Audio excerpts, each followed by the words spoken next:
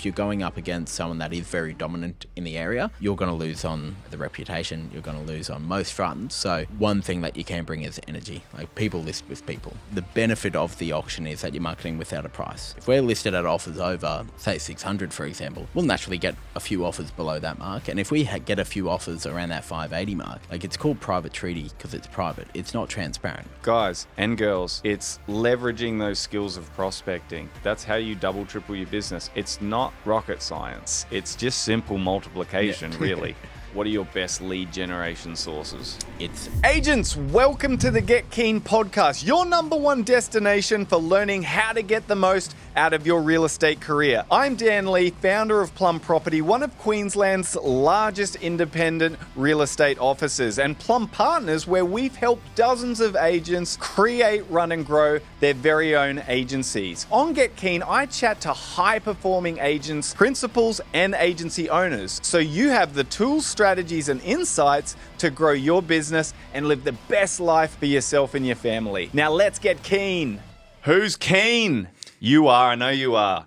Because if you want to be an outstanding agent, if you want to get to the top of your game in real estate sales and being a real estate business owner, then you come to this podcast, because I interview nothing but the best agents in the business who are performing at a really high level.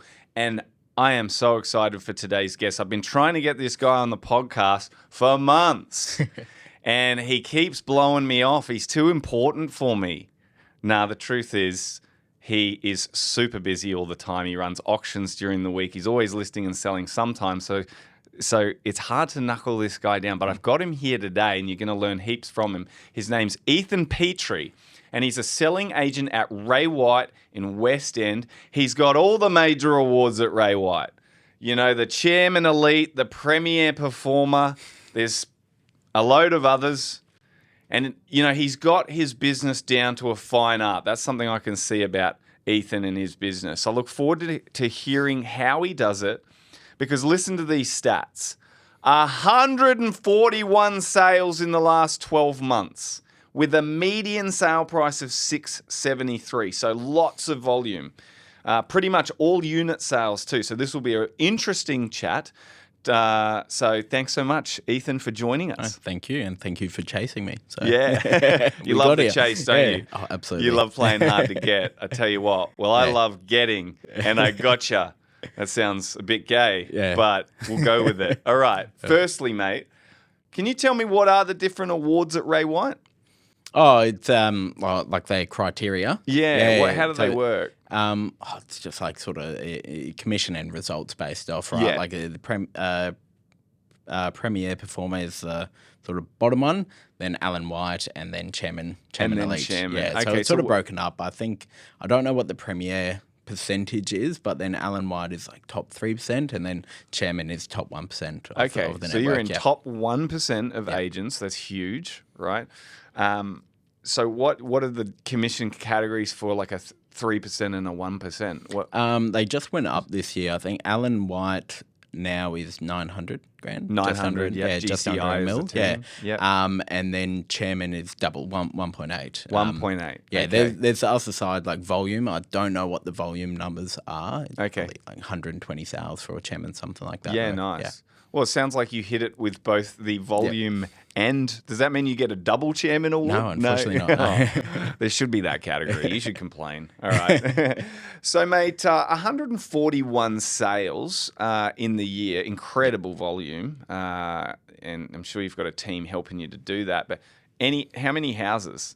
I think we did one. In the 12 months, yeah.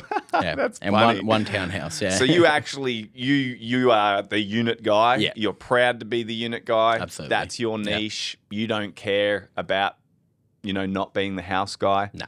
Like if someone comes to you with a house, because it would happen, right? Quite a lot. every now and again.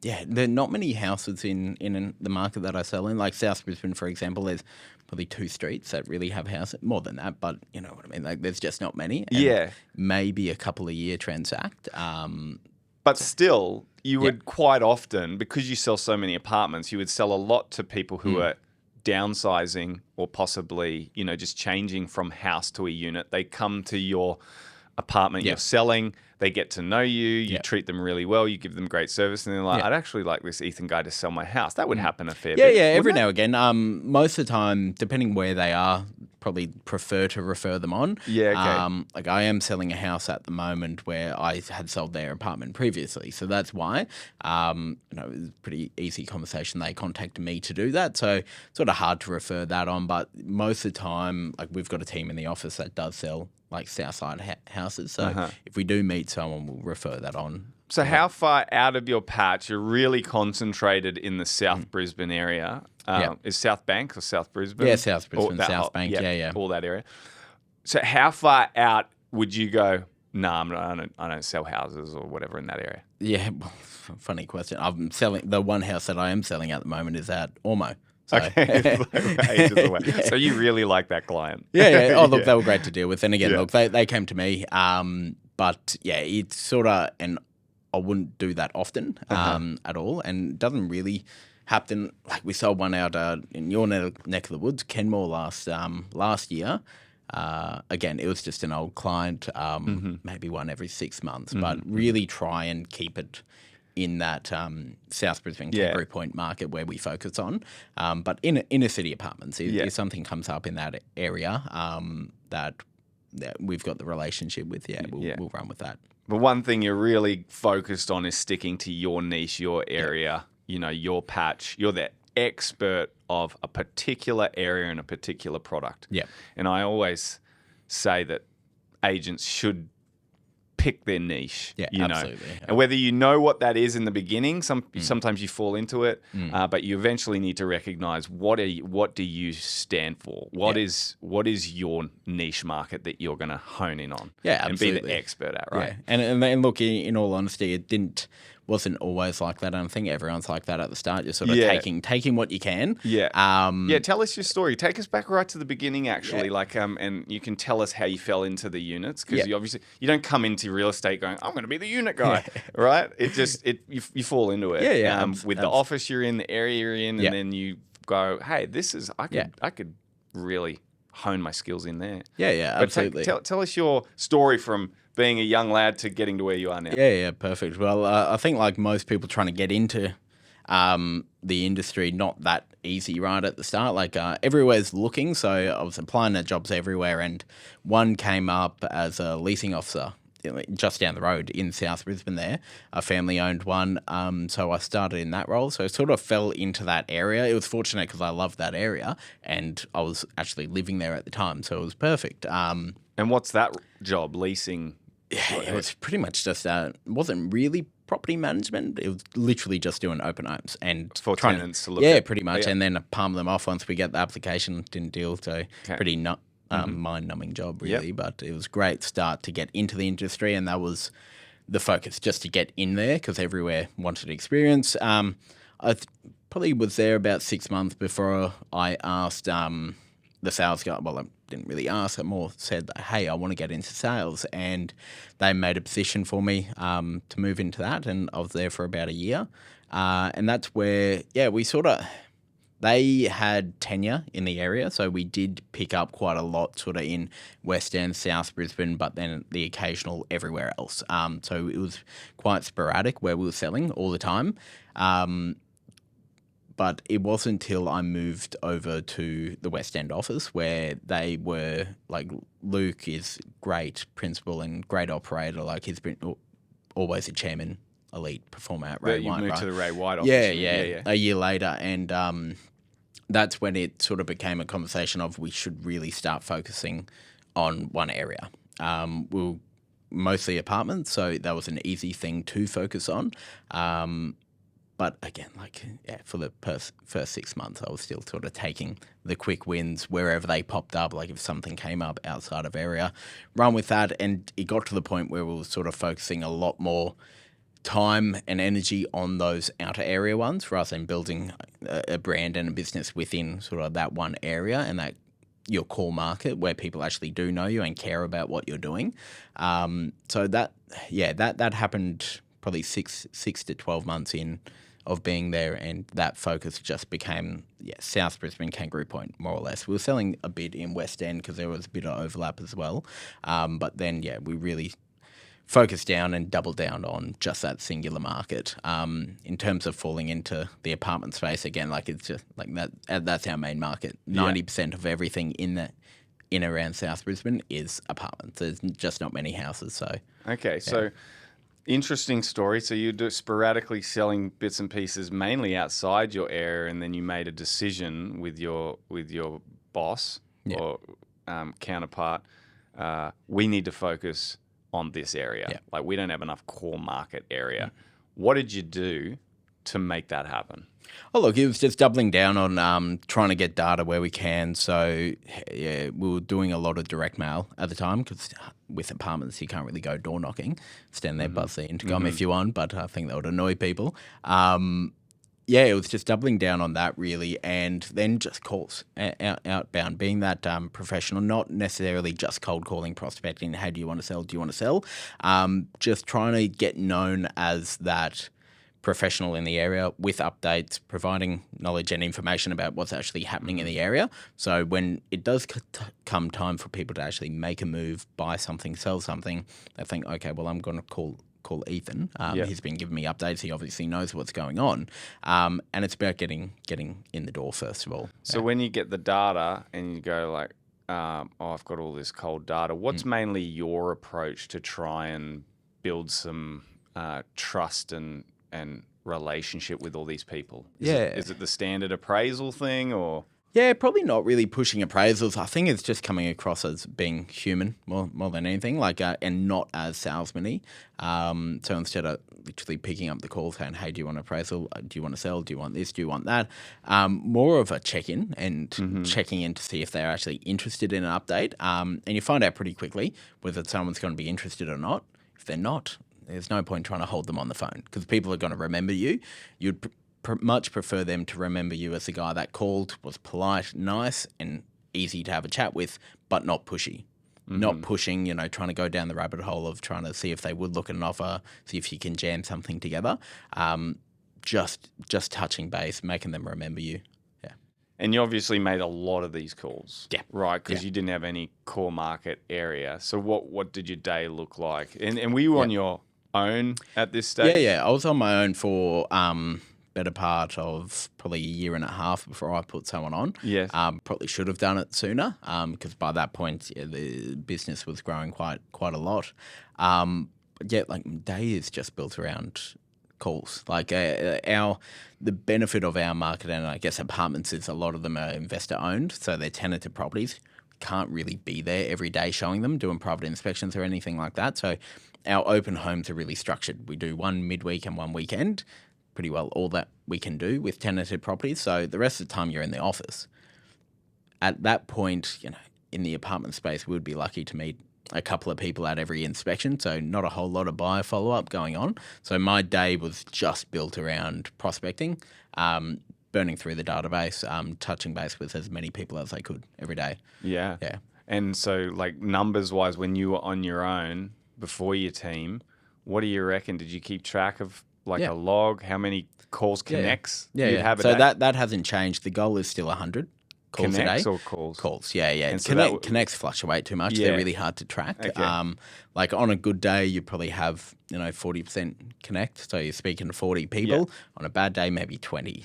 Usually on those days, you do more calls. But yeah, the goal is sort of between 80 and 100 calls because we've obviously got a big database too. There's a lot of apartments in the area, so we can actually make those amounts of calls and not really be harassing people every month or week. Yeah. And you do that every day? Every day. Yeah. Every Monday to Friday? Yeah. Except for Thursday being our auction day, probably do a bit less because first half of that day is pretty much just the auctions of that week. But yeah, every day. Okay, cool. And now you've got a team. Yep. How many on your team? I've got 4 now. So 2 of them started this year. I've got associate Donovan, he's moving into his own sort of market now, probably in early next year. He does pretty much the same as me, just prospecting on the phones all day. So his goal is 80 to 100 calls as well. He usually does a bit more than me, which is great. And then got a buyer manager just helping with open home numbers because now we are very busy. like I think last weekend we met 170 people at our open homes. Yeah, wow. So there's a lot of follow up there. So she does primarily a lot of that follow up and helping out there, trying to get people actually to the auction, and then Brooke, our EA. Yeah, cool. So guys and girls, it's leveraging those skills of prospecting. You know, before when he was a single agent, he could probably do 4 to 6 hours a day of calls, 100 calls. Now he's got other people on his team. It's probably 200-300 calls a day. So doubling, tripling that productivity on the prospecting side. That's how you double, triple your business. It's not rocket science. It's just simple multiplication, really. So the calls are a big one, right? For getting listings. Other than the calls, what works best for you right now? Like, what are your best lead generation sources? I think look, at that point where it's more attraction than anything, like we're keeping track of a lot of the listings where they come from. A lot are past clients referrals or just people calling in that we've been touching base with over the years. So it's the calls, it's not just a now I guess thing to focus on. It's a forever and compounding thing. Every time you touch base with that person, they'll remember you more and more. Like some of these people that we've got on the market at the moment, been speaking to for the past 2-3 years at minimum. A lot of the time they never pick up, but they know that you're calling. I send a follow-up text every time I do call. So it's really that compounding effect that really brings them in. Sure. So you're at a stage where you can actually feel and identify now that you're an attraction agent. You've got so much market share. When sellers, they see your letterbox, they're just seeing you everywhere, right? It's you're in their letterbox, you're on, when they're searching or looking on realestate.com, you're everywhere. You've probably got bus stops, there's signs everywhere. So like, it's just, you're the guy. Yeah. How long did it take you to get to that? It's probably been a recent thing, like mid last year. So probably a good 2.5-3 years of doing it. But just doing it a lot more. Hang on, when did you start? 2021, maybe. 2021, like in the midst of COVID. Yeah, pretty much got in like right before COVID. 6 months before, that was at the previous Before agency. the shutdown? Yeah. So you started right before the shutdown, right before, okay, where you probably thought it was the worst time to start real estate, but then it ended up being the best time to start real estate. Yeah. Okay. So going on 5 years to get to where you are, it's remarkable, honestly. You did start at a really good time. Absolutely, yeah. But that does not take away from the hustle, the grind, the dedication, and the work ethic put behind, getting you to where you are in 5 years. A little bit of a slower market to begin with. Maybe it's 7 years instead of 5, but you still had to do a lot to get there, and that's really awesome. So what do you do to prepare yourself the best to win every listing? Like, I know you're a guy that doesn't like to lose a listing. Yeah. It's not really about, I guess, losing the listing. It's more, I get more frustrated if I didn't get the opportunity, if I've never spoken to them before or didn't really get to the table. Like the goal is get in front of more people, get to more tables, you will win more.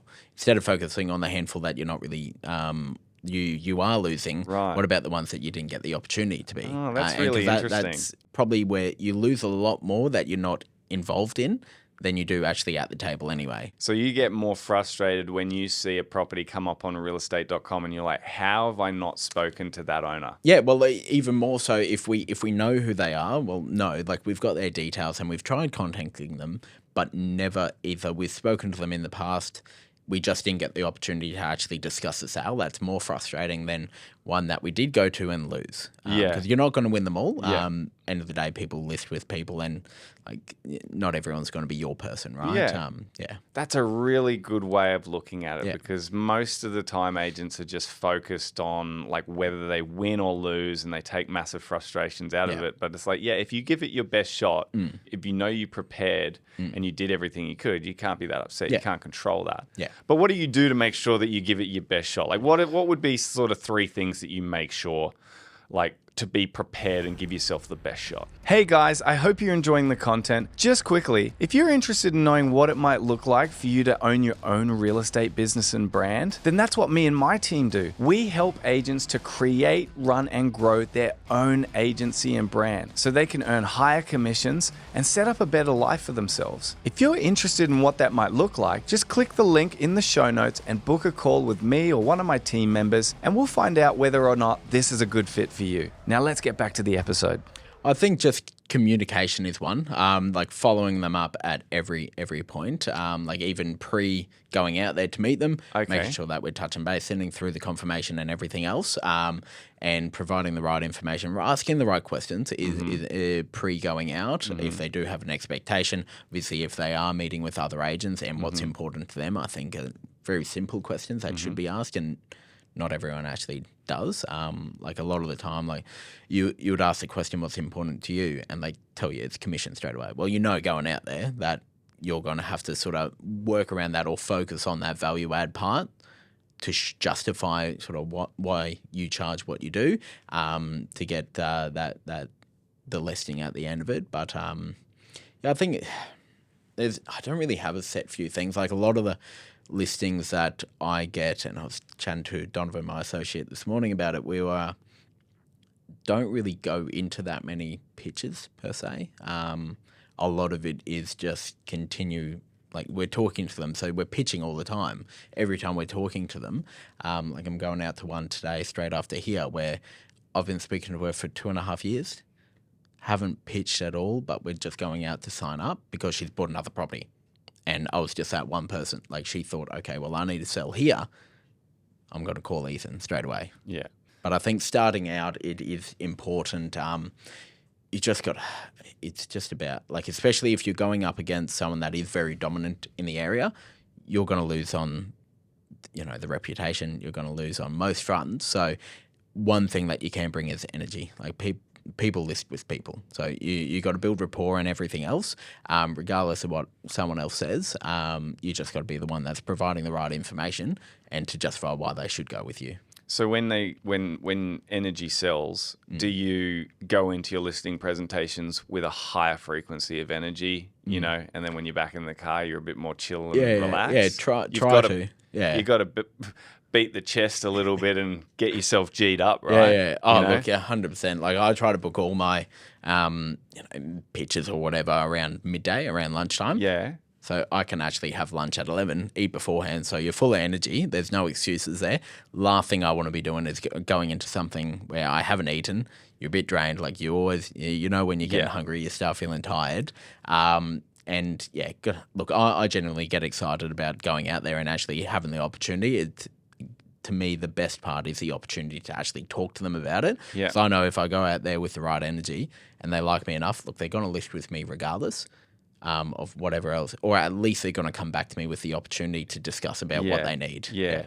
That's really interesting what you said, that you do your listing presentations after lunch. I mean, I wouldn't do it then because lunch usually puts me to sleep. Yeah, depends what you eat, But I did notice when I was an agent that my worst time, and it still is now, my worst time to meet people is between 1:30 and 3 p.m.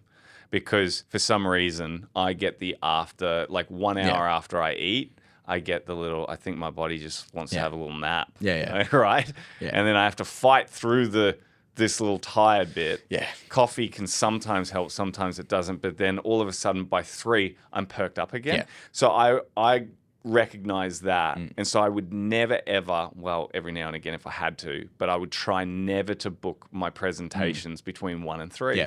And I would always try and do it in the morning. And that's why I even do the podcast in the morning, because I feel like my best version of me is that 9 o'clock till 12. Yeah. I still give it everything all day, but 9 to 12 is where you're going to get peak me. Yeah. Yeah. So that would be my time. I think important for an agent to recognize what is my like high energy time. And that's going to be different with different agents, depending like what time you get up, what time you go to bed, whether you have kids or not. Are you a nighttime gym person or a morning gym person or whatever? Yeah. Some people have more energy from 5 till 7 in the evening and they don't wake up till 11. Yeah. Yeah, 100%. You've got to, while it's important to, I guess, structure it around the client, whoever you're going to meet, you also need to structure it around you. Yeah. Like for me, like especially if I know that we've got our sales meeting at 10 o'clock, I'm sitting down for half an hour, 45 minutes. There's no way I want to be rolling into something after that. Yeah. Because you've been sitting down, you haven't really been doing much. Yeah. Best time, again, look, before lunch, sort of between 10 and 11 is great for me, or even in the evening. You know, once you've been on your feet, sort of moving around. Yeah. Again, to me, everyone's going to be different, but yeah. Yeah, you got to know.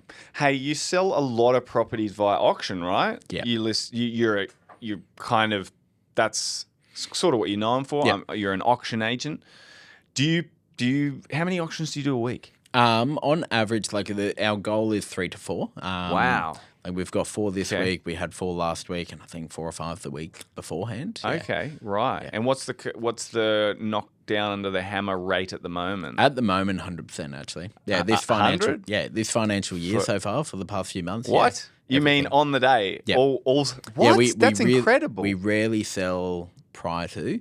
Yeah. We sold one last night, which is due for a couple of weeks. Like, obviously, you sell when the price is right, especially for the client. But, yeah, a lot of the time at the moment, like, just being how the market is so competitive, there's not a whole lot of properties on. So the unit market's just ripping. Yeah. The unit market is back, people. I tell you what, I was the unit guy. Yeah.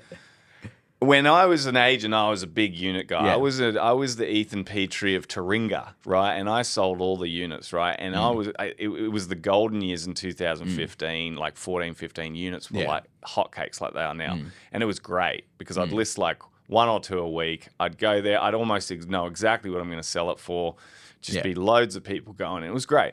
And then the unit market had a big the glut. The Brisbane glut came and it totally crashed and no one wanted to touch units and I was the unit guy. I was like, oh, I need to move away from this. But it is back. Yeah. And if you have been in it and mate, if you can list units right now, get them. They're selling. People want them. And they're a lot, they're catching up to houses, to be honest. Like, the gap is not far out now. So, look, with the auction thing, so you obviously, it's working right now, right? So when it's working great, it's really easy for agents to sell it when it's working great, right? 2 years ago, it was still good, but it wasn't this good in the unit market, right? So were you still an auction agent then? Yeah. So how many were you selling under the hammer like 2 years ago? Oh, look, the clearance rates were still all right, like 60, 70%. Okay, still. So why do you think the auction process, like I know when it's super competitive like now, it's awesome, okay? You're definitely going to get high price. If you can get multiple bidders who are very passionate about the property, I do believe it is the best way to achieve the highest value for the property. Yeah. But when it's not like that, do you still push the auction every time? Yeah, 100%. Like to your point, 2017 through 2019, there was 11,000 apartments built in the inner city. So prices went down, and we still felt that effect for the past few years after that. So even 2-3 years ago, if you owned a 1-bedroom apartment in the area, most of the time you're taking a 10% loss because they still hadn't caught up. What was great about the auctions was that you could congest the sale time down because apartments, the median sale days on average, were about 60 days for apartments. If we could get the same price or better in 21 days, great. And unconditional as well. So it was about shortening that time on market for clients because they're already hurting. They're already taking a net loss. And like with an auction, it's an then and there negotiation. If you only need one buyer who's keen to sell it on the day unconditionally, if you have 2, you're going to get a better price. And especially in our market where there's so much volume and so many people looking, as soon as there's options for buyers to look at, they'll make an offer here but then go buy over there very quickly. Yeah. With an auction, you can't have that because it's then and there making that decision. And again, go back a few years ago, or a couple now, when interest rates started going up as well. There was a lot of uncertainty for a little period there. The market was still good, but that uncertainty was mainly around borrowing capacities. There actually were quite a few contracts falling through. We could eliminate that risk with an auction. Yeah. And I think it really comes down to, it's not just market specific with an auction, it's more agent specific as well. When I first started, look, you a bit wary of them. Like I ran through them, but once I had a couple sales at auction, that's when it sort of clicked that it was like, this is not only it's not only better for me, the buyers, but the client as well, because you can shorten that time on market and get a better sale price every time. Yeah. Do you think that being an auction agent actually gets like more attention and more listings? Yeah, because absolutely. there's better stories? Yeah, no, it's not only that, but yeah, the case studies are great, but your time on market, committing to a 2 to 3 week campaign, you're meeting more people, you're getting seen more, like especially right now because the market's so good. There's a lot of agents that are putting it online on a Thursday, then selling it on the Saturday with their first open home. They meet, 10, 15 buyers. They get the first offer. They think it's the best. They shut it down. They don't meet anyone else. And that property is gone. We're keeping the property on the market for 2 or 3 weeks then. So clients and owners in the area are seeing that property, seeing me on realestate.com, seeing me at the open homes. And right now, like your best buyers most of the time are coming out in week 2 or week 3. And because the market's moving in such a way, like if you get an offer of 600 week 1 and then we sell it for 650 at auction 3 weeks later, that's worth that wait. Absolutely. Yeah, it's time on market and eyes on the property. Yeah, there's so more it's owners. getting you more exposure. Yeah. It's getting you in front of more people. It's free advertising. Yeah, for agents. Like it's more owners look at realestate.com than anything else, genuinely. Like especially in an apartment, if you own an apartment in that building, you probably have that building saved and you're looking at it once a week, seeing what's happening. Everyone likes to see their property going up in value. So. Okay, last question, because we're out of time, but you're sitting in front of a vendor, right? And the answer for you for this one's easy in this market, okay? Because everything that you are selling is selling via auction and they're all selling. But let's go back to a market that's just medium, okay? Where some are selling at auction under the hammer and some aren't, okay? You're sitting in front of a seller and they say, another agent said that auction isn't the right way to sell. That's the question. You've pitched auction. I'm afraid you're going, is there more? Okay, you've pitched auction or you've mentioned auction and they've said, no, we had another agent and they reckon auction isn't the right way to go. We'd rather put an offers over price on. Yeah, that's fair enough. When you look at stats though, properties that are listed with a price, 90% of the time sell under. It's very rare that you actually achieve a price over that. The benefit of the auction is that you're marketing without a price. Like if we can get someone come through that's emotional about it, and that's my job to find an emotional buyer, put them in a situation where they're going to miss out. If we're listed at offers over, say 600 for example, we'll naturally get a few offers below that mark. And if we get a few offers around that 580 mark, like it's called private treaty because it's private. It's not transparent. I cannot disclose where those offers are sitting. So how are we able to actually get those buyers above 6 or to 600 at least? We need to put them in competition with each other. Like that's the best way. And how, like average days on market for private treaty is sitting at about 40 days.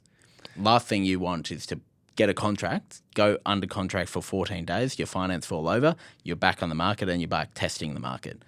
With an auction, if we can shorten that stride and get you the right price unconditionally, it's going to be a better result. That was a great, short, sharp answer. I took two major things out of there. Number one, I love that line. It's called private treaty because it's private. How am I supposed to get them up higher if they don't know what the other offers are? Absolutely. So good. So that transparency there you're selling. And then you're focusing on days on market as well. It's just going to cost you more to sit there for longer and get a same or lesser result. Yeah. Awesome stuff. Big benefit of the auction is not only transparency, but it's about giving the opportunity to sell, right? Yeah. Like if we can give you that opportunity to sell in a shorter time frame, who would say no? And I mean, look, if we don't sell at auction, great, we put a price on and we keep working anyway. And if I was selling a unit or anything on the south of Brisbane, I'll sell my house with you because you know the process, mate.